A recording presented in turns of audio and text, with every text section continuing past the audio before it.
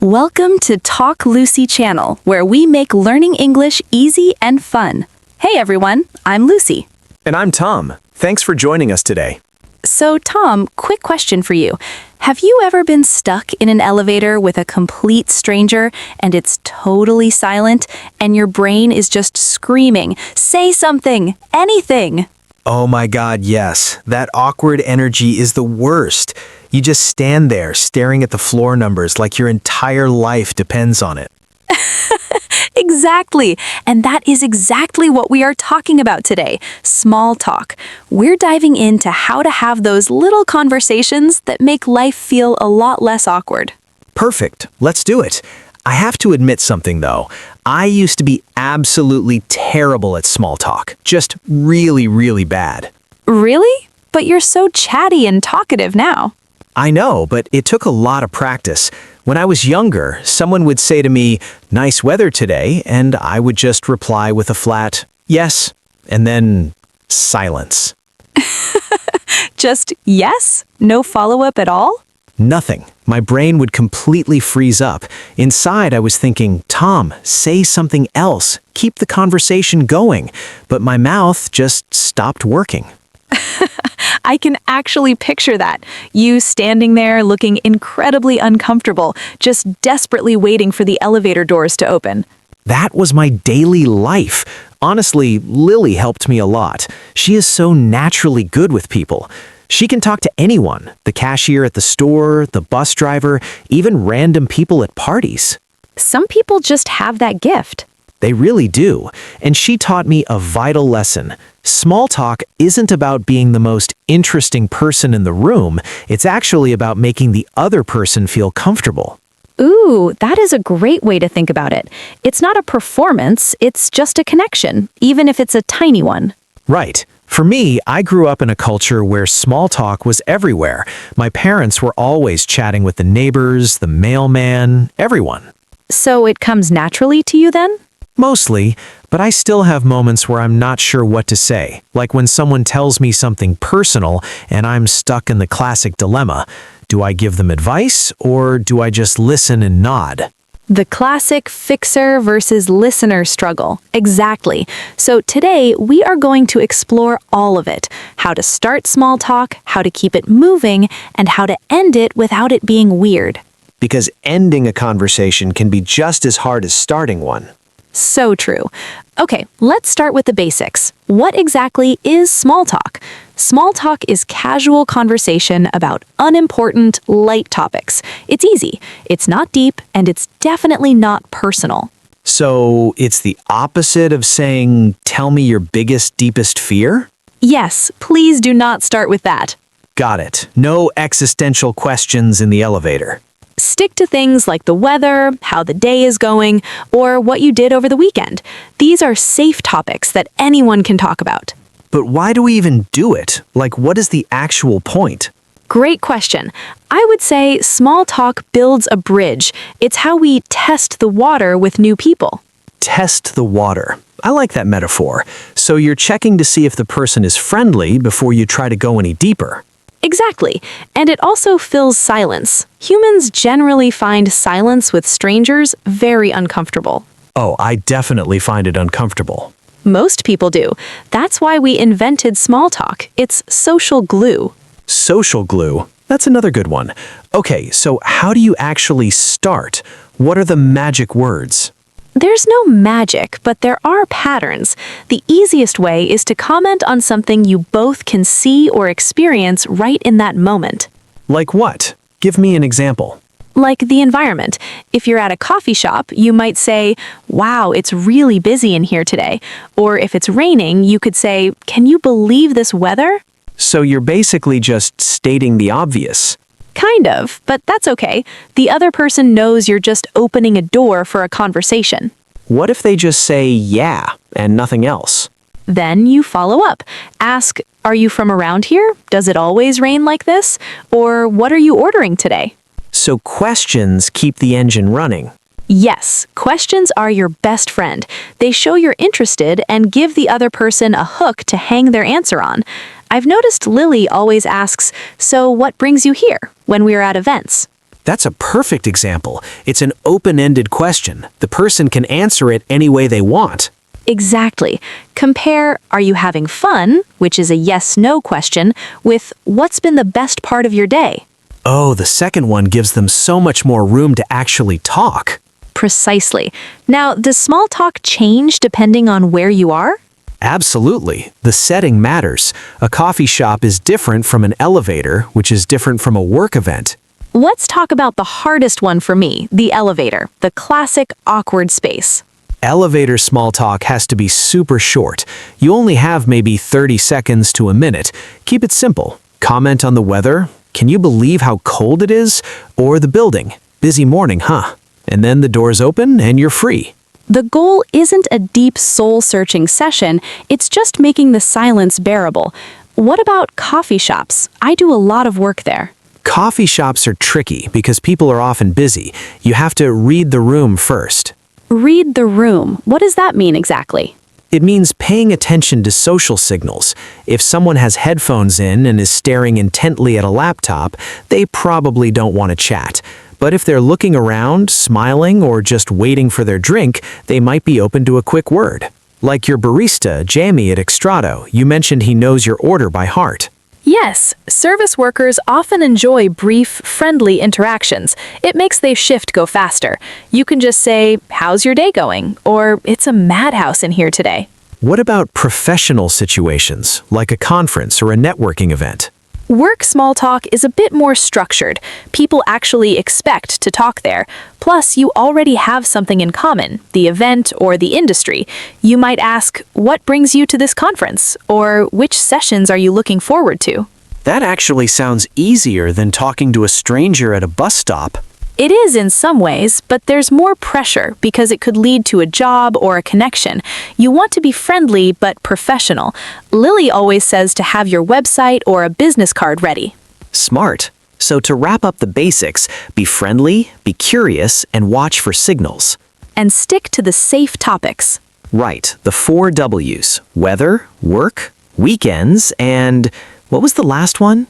Travel. Okay, travel doesn't start with W, but close enough. What do you do for work? Any plans for the weekend? Or have you traveled anywhere fun lately? Those are perfect. And here's a final trick. Compliments. I love your bag. Where'd you get it? Or that coffee looks amazing. What is it? Compliments always open doors. Definitely. People like to feel noticed, but you have to keep it genuine. What do you mean by genuine? I mean, don't just compliment someone for the sake of complimenting. If you say, "Nice shoes," but you aren't even looking at their feet, it feels fake. People can sense that. So actually mean what you say. Yes, and here's another tip. After you give a compliment, follow it up with a question. For example, "I love your jacket. Is it vintage?" Now you've actually opened a real conversation. That's clever. It gives them something specific to talk about. Exactly. You aren't putting them on the spot or making them do all the work. You're inviting them to share a story. What about topics we should avoid? Are there danger zones? Oh, the big 3. Politics, religion, and money. Avoid these even with people you know, and especially at the beginning. These topics can create instant conflict, and small talk is supposed to be light and comfortable. Makes sense. Save the heavy debates for your close friends. Exactly. Also, be careful with very personal questions. Don't ask, "Are you married?" or "Do you have kids?" or "How much is your rent?" These can be very sensitive topics. I've definitely made that mistake before. I once asked someone when they were planning to have kids, and they just got really quiet. Yeah, you never know what someone is going through behind the scenes. That specific question can be really painful for some people. Lesson learned. I felt terrible afterward. That's okay. We all make mistakes. The important thing is to be aware and try to be more sensitive next time. So if I stick to the 4 W's, I'll be safe? Mostly, but remember, don't just fire questions at people like it's an interrogation. Share something about yourself, too. Make it a real conversation, not a job interview. Okay, so let's say you've successfully started the small talk. Now, how do you keep it going? Because sometimes I say one thing, they respond, and then dead silence again. The key is to listen and follow up. If someone says, I just came back from a trip to Japan, don't just say, cool, ask more. Like, oh wow, how was it? What was your favorite part? Yes, show genuine curiosity. When they answer, pick up on a specific detail they mentioned and ask about that. It's like following a thread. Exactly. Conversations have threads. You pull one and it leads you to another. What if the conversation feels like it's dying? You can switch topics, use smooth transitions like, oh, that reminds me, or speaking of which, and then introduce a new subject. Smooth transitions. I like that. Or you can share something about yourself. Sometimes people run out of things to say because the talk feels one-sided. If you share a little story, it balances the conversation. Give as much as you take. Right, and don't be afraid of short pauses. A moment of silence isn't a failure, it's just a breath. I really need to remind myself of that. I tend to panic when it gets quiet. I know you do, but think about it. In a good conversation between friends, there are plenty of comfortable silences. You don't have to fill every single second with noise.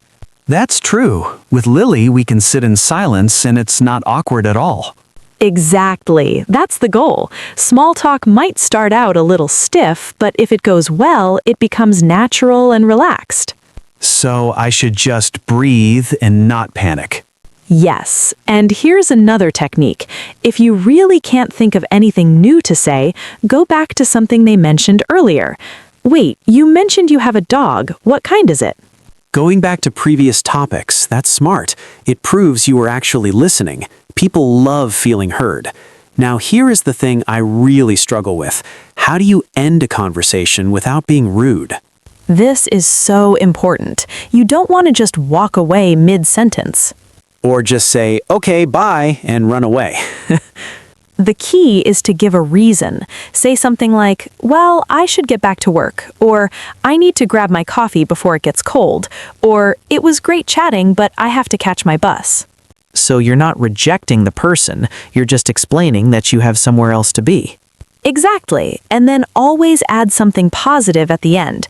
Nice meeting you, hope you enjoy your day, or let's chat again sometime. That leaves a really good impression. It does, and if you actually want to stay in touch, you can ask, are you on Instagram, or can I get your number? Depending on the context, but only if it feels natural. Don't force it. Right. Small talk doesn't always have to lead to a lifelong friendship, and that's okay. I like that. Some conversations are just nice moments with strangers. Not every talk needs to be life-changing. Exactly. And here's another exit strategy. If you're at a party, you can say, I'm going to go grab another drink. It was so nice meeting you. Oh, that's smooth. You're leaving, but you're being friendly about it. Or, I promised I'd say hi to someone over there, but let's continue this later. It's polite and gives both of you an out. What if the other person just keeps talking and won't let you go? That definitely happens. You just have to be firm but kind. You can slowly start backing away while saying your goodbye. Body language helps a lot. Like inching toward the door? Exactly, and keep repeating your exit line. Well, I really should run. Eventually, they'll get the message. Good to know. I've definitely been trapped in a conversation before. We all have. It's part of the social dance. Can we talk about cultural differences for a second? Because I know small talk varies a lot around the world.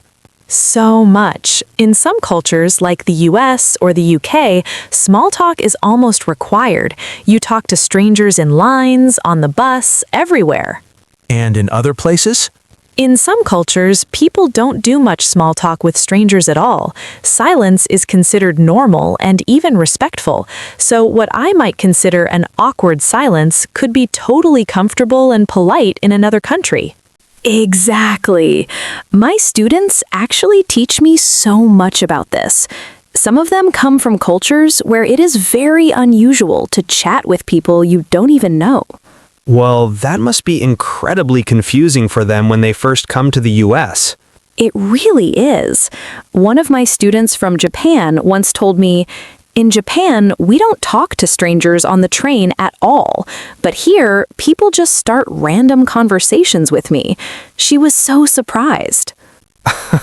That must have been so overwhelming for her. It was at first, but she got used to it. Now she says she actually really enjoys it. That's funny. What about the topics? You mentioned that some things are okay to talk about in one place, but definitely not in another. Yes. For example, in some countries, asking "how much do you earn" is a totally normal question. But in the US or the UK, that is considered very personal and even rude. What about asking someone's age? That's another good example. In some cultures, it's fine. It's even seen as a sign of respect. But in American culture, especially when talking to women, asking age can be a very sensitive subject. So, if you're learning English and practicing with people from different backgrounds, the best thing to do is just observe first? Precisely. Watch what others do. Listen to the topics they bring up. And don't be afraid to simply ask, "Is it okay to ask about..." Being aware of those differences definitely makes you a better communicator. It really does. And honestly, most people are very forgiving if you make a mistake. If you approach the conversation with curiosity and respect, they will understand. One last thing. How do we actually get better at small talk? Practice, practice, practice. Start with low-pressure situations. Like what? Like the barista at your favorite coffee shop. Just say, "Busy day today, huh?" That's it. Small steps. I've actually been doing that, and honestly, it feels really good when they smile and respond. Right? It builds your confidence. Another great tip, prepare a few back pocket questions. Back pocket questions? Yeah, these are things you can always use. What are you up to this weekend? Have you tried anything new lately? Or how do you know the host of the party? Having a few ready definitely takes the pressure off. Exactly. You don't have to be creative or clever on the spot. You just pull a question out of your pocket. So what is in your back pocket right now, Lucy? Let's see. How's your week going? Been up to anything fun lately? Or this weather is something, isn't it? That last one works perfectly in places like Seattle or Portland, where it's always raining. So true. Lily and I always joke about the weather in Portland. It provides endless conversation material. See? You already have the tools. You just didn't realize it yet. What about practicing online?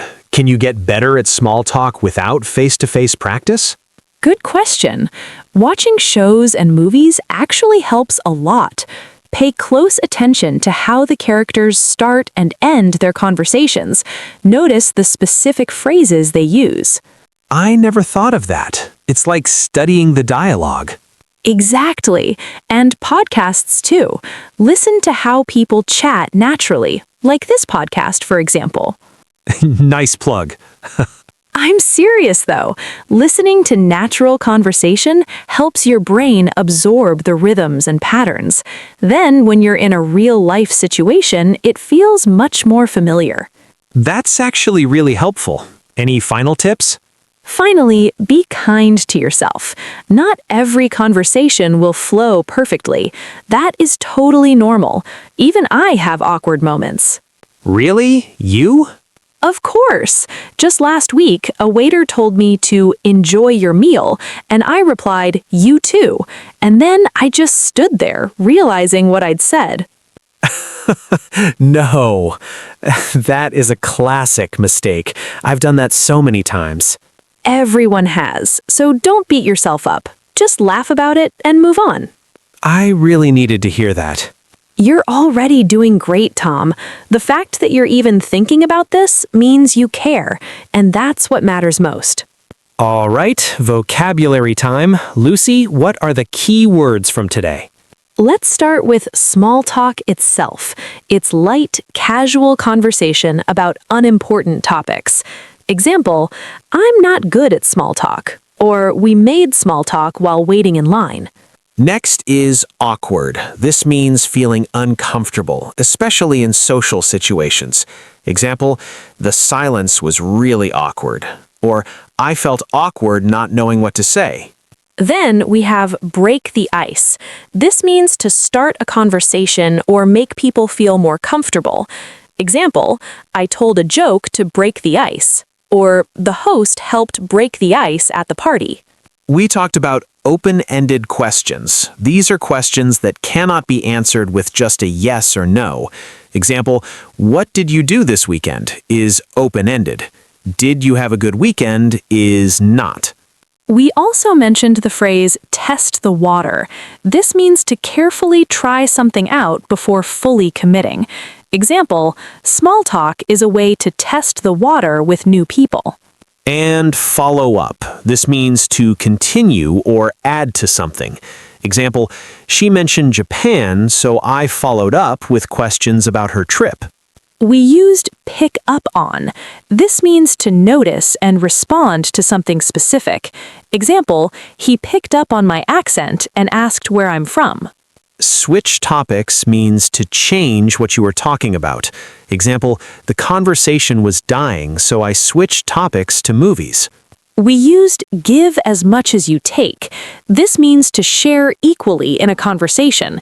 Don't just ask questions, share your own stories too. Back pocket questions are those prepared questions you can use anytime. Example, I keep a few back pocket questions ready for parties. And finally, low pressure. This refers to situations where you don't feel much stress. Example, talking to the barista is a low pressure way to practice. All right, that was a great conversation about conversation. Very meta. Before you go, everyone, here is your challenge for this week. Try one small talk conversation with a stranger. Maybe it's the person next to you in line or your neighbor in the elevator. Tell us how it went in the comments. What did you say? Were you nervous? We want to hear all about it.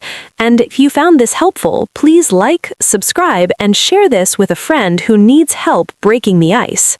See you in the next episode. Bye, everyone. Bye.